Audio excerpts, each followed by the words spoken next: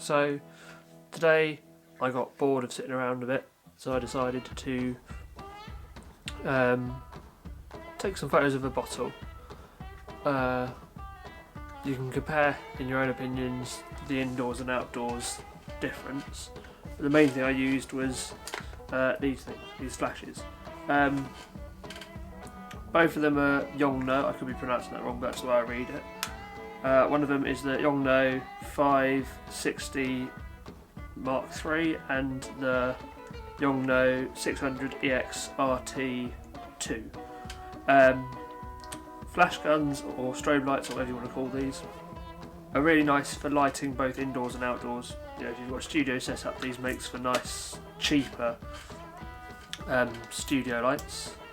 If you're outside, these can go on the camera, in your hand, off camera. There's a myriad of ways you can use them. There are branded ones, of course. You can go buy Canon ones, which are a couple of £100, or you can get cheaper versions like these that are 40 to 80 quid sort of thing. So they're not, the scale in price is different. What do you get for your money in terms of the transfer for them? Obviously, having something that's dedicated to your camera, your build, your brand, as it were, there is better communications, probably easier ETTL, electronically through the lens, which is the reading method that the flash gun uses and that your camera will use to communicate between the two. But that's not to say these don't work. I find that the 600 works really well on my 7D, and it used to work well on the 104 50D. I do think the Canon's layout in terms of buttons on the back is it's similar, but it's a bit better laid out and a bit more responsive than this one has at the moment. But what I like about the 600 is that it's got a high sync shutter, which means a high sync shutter.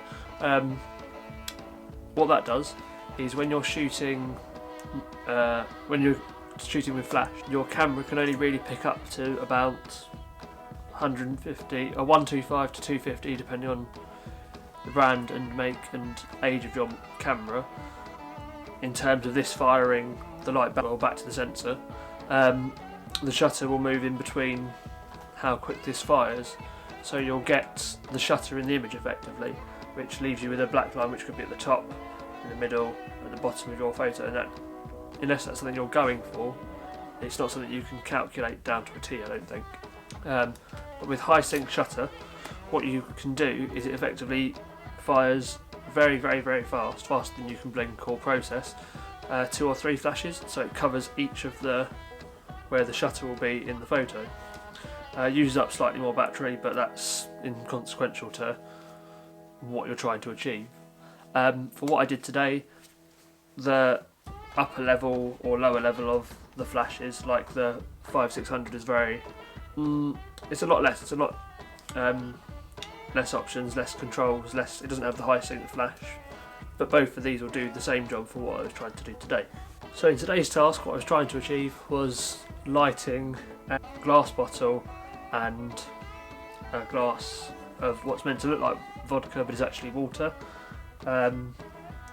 This isn't made for or made to sponsor or made to promote this particular brand of vodka. It's just the one that I had sitting on the shelf in making this.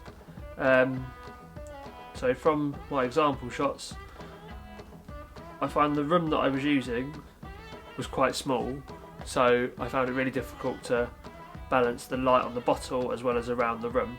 So like in the first image, you can see the backlight I was using to make the light up the background and light up the wood can be seen reflected on the top edge of the glass, which obviously you don't really want. The whole point is to light the glass without it being over the top, so I needed to be further away, which I couldn't get in this practice, but I still carried on with this. Once I'd got the background light roughly how I'd like it, I started working on front and side lights to get the water and bottle a bit better shaped and a bit better framed. And what I find with glass usually is if you're front lighting a lot, you get like really drastic light marks on the side of the glass. So to counteract that, you light it from more above and down than you would front on, and that's what I've achieved indoors here. So after doing it indoors for a while, and as you can see the difference between the front and the first and second image, the lighting's quite drastically different in the two, I decided to take it outside and give it a go, and this was the final result of that.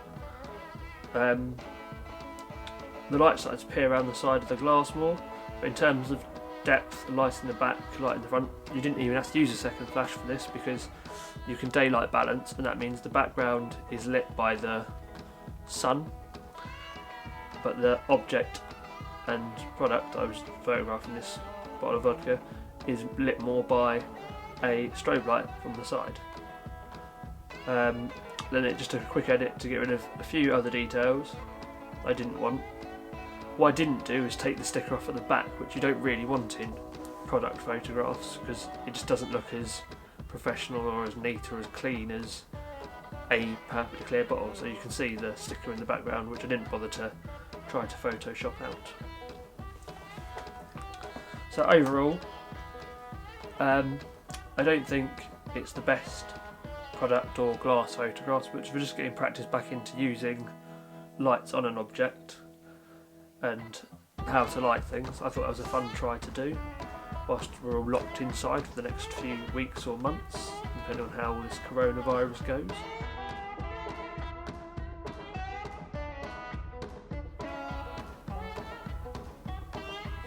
So I haven't got much planned for this video. I am trying to make a book using Blurb and having a look at a few others, and I might do that in the next entry, but I thought I'd show you, as I'm not going anywhere for a while, some of the photos I have got at the beach and for this project and book so far. And then you can either, if you are watching these, tell me what you think of them, write a comment below, or just leave a like if you like the photos to let me know that I'm going in the right direction.